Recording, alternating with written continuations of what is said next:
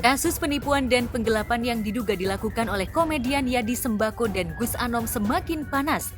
Tak cuma dua event organizer yang melaporkan Yadi dan Gus Anom ke Polres Tangerang Selatan, sejumlah pihak yang mengaku ditipu dan dirugikan Agus Anom pun siap bersatu untuk mempidanakan sekaligus meminta ganti rugi pada Yadi selaku Direktur PT Gudang Artis dan Gus Anom selaku komisaris dari perusahaan yang bergerak di bidang entertainment khususnya talent artis itu.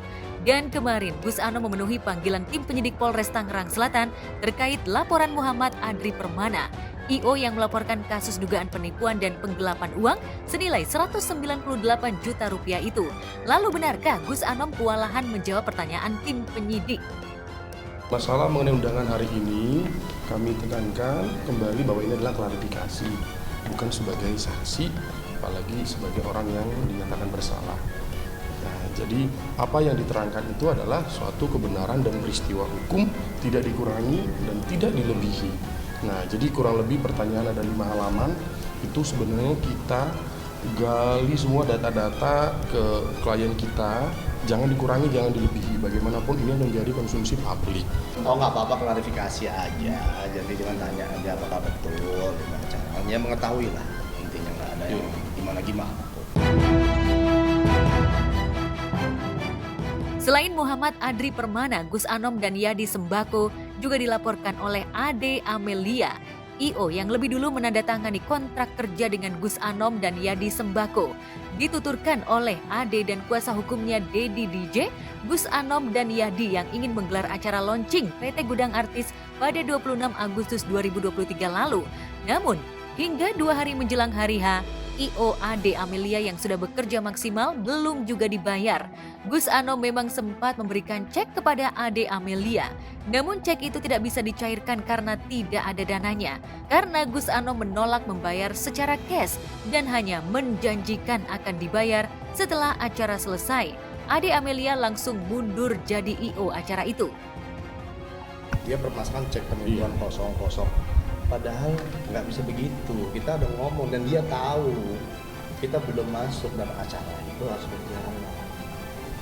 Yang saya sayangkan cuma satu, bakal kita sampaikan.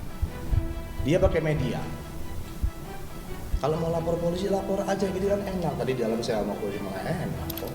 Kalau itikat udah 2 bulan ini berlalu, nggak ada kejelasan gitu loh. Ya saya minta bukti aja secara langsung kayak gini. Terkait laporan kita 219.2 yang kemarin kita laporkan, itu hari ini kita BAP tindak lanjut bahwa kasus ini adalah serius. Ya. Yang kita laporkan yang patut diduga ini kan figur. Ya. Ada Yadi Sembako, ada Gus Anom, dan ada Taufik. Kita tidak mau kasus ini terus berlarut-larut sehingga orangnya berkeliaran di luar begitu aja. Dengan santai, dia berkata dia akan lapor balik lah. Ada satu laporan lagi yang pemberitaannya saya lihat mengada-ada. Kerugian 100 sekian juta. Iya, tidak ada bukti. Sedangkan tidak ada bukti dan saya ada pegang bukti vendor sendiri. Yes. Kerugian 5 sekian, nggak sampai 25 juta. Pokoknya kerugian material kita itu kurang lebih 135 juta. Kalau imaterialnya nanti akan kita gugat di Pengadilan Negeri Tangerang sebesar 5 miliar rupiah. Ini contoh cek-cek yang kosongnya ya. Ini bukti-bukti yang kita sampaikan tadi dalam proses BAP. Jadi ini semua ditandatangani oleh Gus Anom dan Yadi Sembako. Oh itu yang enggak dong, itu kita bicara minta maaf sama sepihak tadi. Kalau yang amelnya tidak ada urusan. Ini kita mau proses.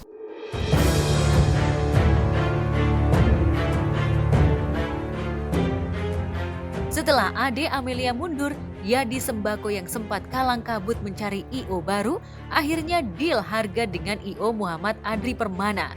Dengan persiapan hanya 2 hari, Adri mampu memenuhi semua keinginan Gus Anom dan Yadi hingga acara launching berlangsung sukses. Sayangnya setelah acara selesai mereka dibayar dengan cek kosong pula.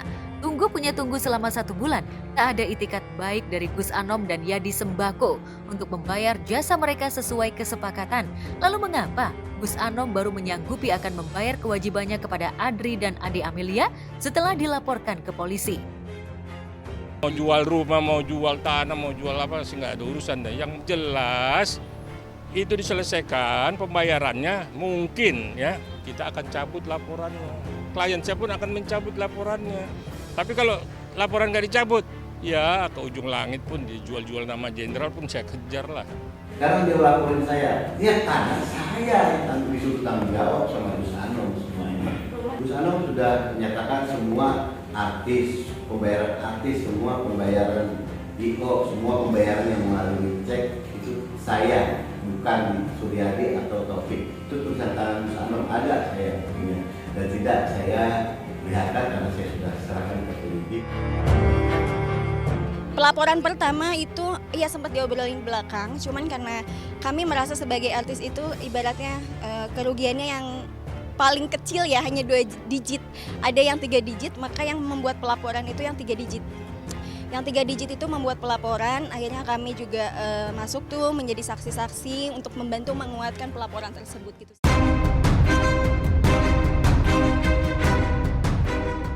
Sempat dianggap sekongkol dengan Gus Anom, Yadi Sembako dikabarkan pecah kongsi dengan guru spiritualnya itu. Kabarnya Yadi sudah mundur dari jabatannya sebagai Direktur PT Gudang Artis dan mengaku bersalah kepada tim penyidik ketika menjalani pemeriksaan pada pekan lalu. Bahkan Yadi tidak setuju dengan sikap Gus Anom yang akan melaporkan balik pihak IO. Meski dirinya cuma murid dan belum hatam syariah Islam seperti Gus Anom, Yadi mengaku akan bertanggung jawab bila secara hukum dirinya harus ikut mengganti kerugian yang diderita pihak IO. Bahkan Yadi rela menjual rumahnya demi melunasi kewajibannya. Lalu mengapa Gus Anom seolah tak bisa bersikap gentle seperti Yadi? Dia misalnya mau saya lihat statementnya beliau melaporkan balik. Ya mohon maaf, saya tidak bisa ke arah situ. Saya tidak bisa bekerja sama. Kalau untuk melaporkan balik, kita yang salah gitu kan. Kita yang salah kok. Adri itu udah melaksanain acara, bukan dia juga dikejar-kejar vendor, gitu kan.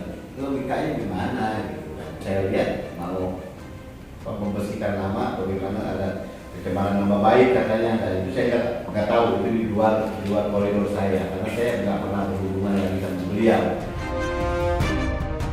Kalau saya pribadi, saya ngomong sama Yadi waktu itu kan, Yadi muncul, saya bilang, jangan mau diinjak-injak.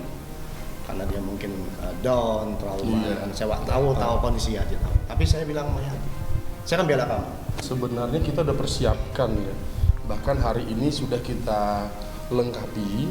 Kami mau mencoba itu biar jangan sampai ambigu, jangan sampai penafsirannya jadi sesat. Kenapa? Karena terlapornya adalah direktur. Pertanggungjawaban PT adalah direktur. Kalau langsung dilimpahkan murni, mutlak tidak bisa.